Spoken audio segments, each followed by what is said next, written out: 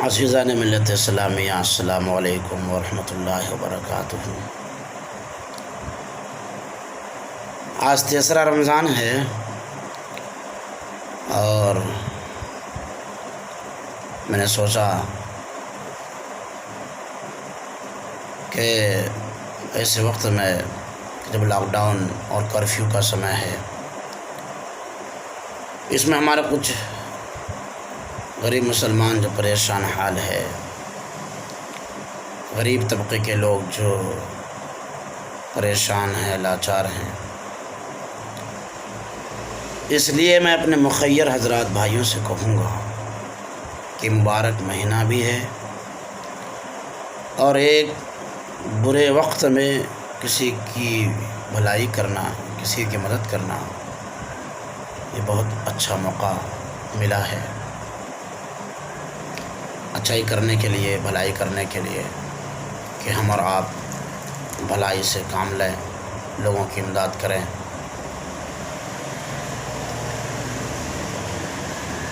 اور اس تعلق سے باتیں آ رہی ہے کہ ہمارا کوئی پڑوسی بھوکا سو رہا ہے، ہم کو خبر نہیں ہو رہی ہے۔ ایک مسلمان ہے، اس کا پڑوسی مسلمان بھائی بھوکا سو رہا ہے، اس کو اس کی خبر نہیں ہے۔ سب اپنی اپنی فکر میں لگے ہوئے رہتے ہیں، لیکن جب ہمارے مسلمان بھائی حدیث پاک سنیں گے، سمجھیں گے، جانیں گے کہ ایک مسلمان کا تعلق دوسرے مسلمان کے ساتھ کیسا ہے، کیسا رہنا چاہیے، ایک کی نسبت دوسرے کے ساتھ کس طرح ہے، ایک کا رشتہ دوسرے کے ساتھ کیسا ہے، کیسا رہنا چاہیے، حدیث اس کے بارے میں کیا کہتی ہے، غور سے سنیے گا، میں پڑھتا ہوں۔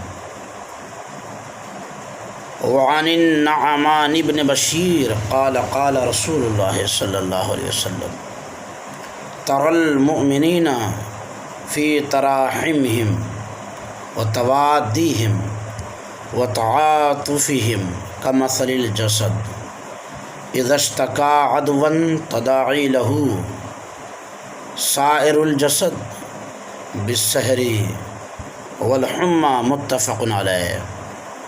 حضرت نعمان بن بشیر رضی اللہ تعالیٰ عنہ سے روایت فرماتے ہیں کہ رسول اللہ صلی اللہ علیہ وسلم نے ارشاد فرمایا کہ تم مسلمانوں کو آپس کی رحمت، آپس کی محبت، آپس کی مہربانی میں ایک جسم کی طرح دیکھو گے کہ جب ایک عضو بیمار ہو جائے تو سارے جسم کے اعضاء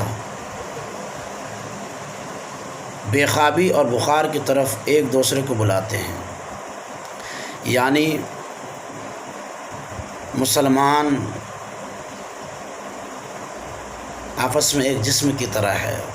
آپ یوں سمجھیے اس طرح کہ جسم کا کوئی ایک حصہ، کوئی ایک پارٹ، کوئی ایک جزء بیمار ہو جائے تو پورا جسم بے قرار ہو جاتا ہے۔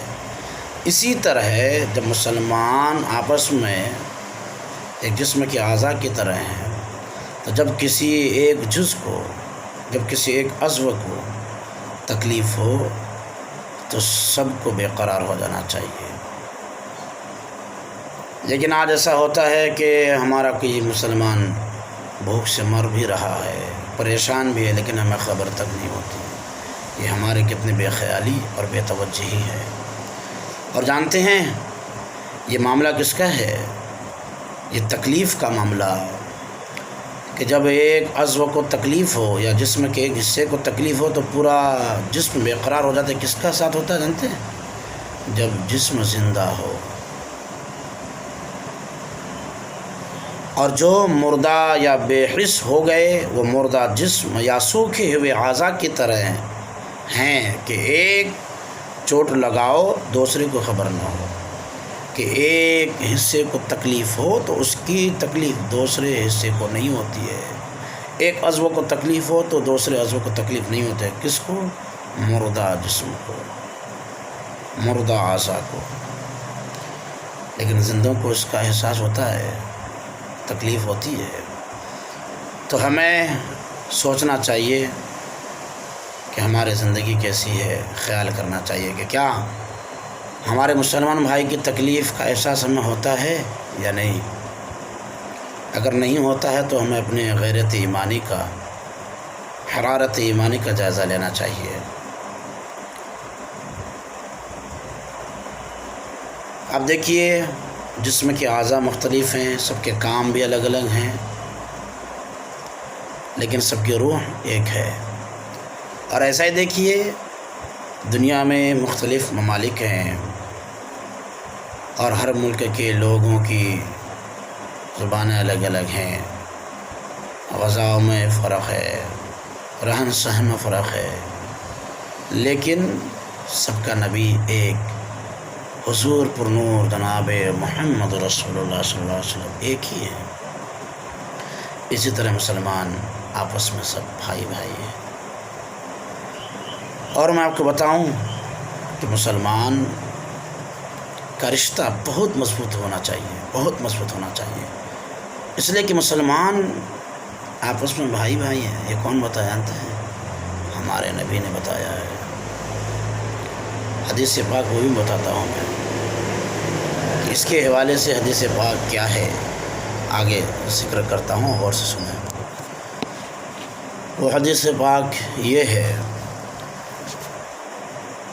وعن ابن عمر ان رسول اللہ صلی اللہ علیہ وسلم قال المسلم اخو المسلم لا يظلم ولا يسلمه ومن كان في حاجة أخيه كان الله في حاجته ومن فرج عن مسلم كربة فرج الله عنه كربة من كربات يوم القيامة ومن ستر مسلما ستره الله يوم القيامة متفق علیہ۔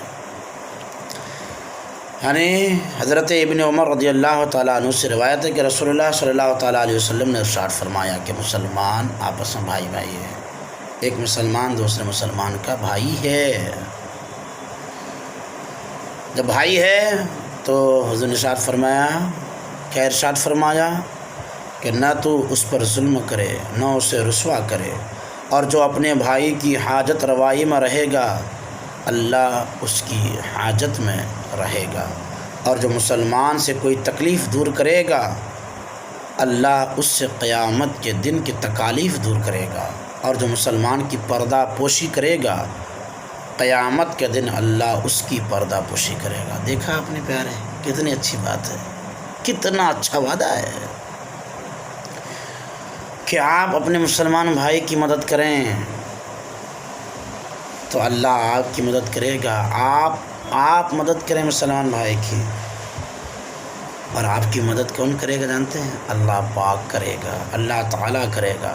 آپ اپنے کسی مسلمان بھائی کی حاجت روائی کریں اللہ آپ کی حاجت روائی کرے گا، اللہ آپ کی کرے گا۔ آپ کسی مسلمان سے تکلیف کو دور کر دیں اللہ آپ کی تکالیف کو قیامت کے دن دور کرے گا۔ یہ دنیا کی زندگی 60-70 سالہ زندگی ہے، یہ کیسے تو گزر جائے گی، لیکن قیامت کا دن بہت سخت ہوگا، وہاں کوئی کسی کا پرسان حال نہیں ہوگا۔ ایسے وقت میں اللہ اس کی تکالیف کو دور کرے گا جو دنیا میں اپنے کسی مسلمان بھائی کی تکالیف کو دور کیا۔ تو دیکھیے آپ نے دنیا میں کیا، اور صلہ یہ کہ اللہ آپ کی تکالیف کو قیامت کے دن دور فرمائے گا۔ اور فرماتے ہیں پیارے نبی صلی اللہ تعالیٰ علیہ وسلم کہ جو مسلمان کی پردہ پوشی کرے گا اللہ قیامت کے دن اس کی پردہ پوشی کرے گا۔ قیامت کے دن سارے لوگ جمع ہوں گے، وہاں کی رسوائی سے اللہ بچائے گا، وہاں اللہ تعالیٰ پردہ پوشی کرے گا۔ اس لیے ہمیں چاہیے کہ ہم یہ 60-70 سالہ زندگی کو ہم صرف نہ دیکھیں، بلکہ اس زندگی کو ہم وہاں کے لیے سوچیں کہ یہ ہمیں زندگی ملی ہے، ہمیں آخرت سنوارنا ہے۔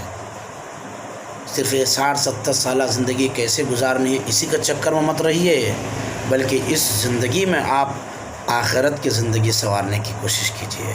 یہ زندگی کیسے بھی گزر جائے گی، لیکن آخرت جہاں ایک دن 50,000 برس کا ہوگا، وہاں کے بارے میں آپ سوچیے، خیال کیجیے، کتنا سخت اور کتنی پریشانی کا عالم ہوگا وہاں کے بارے میں سوچیے۔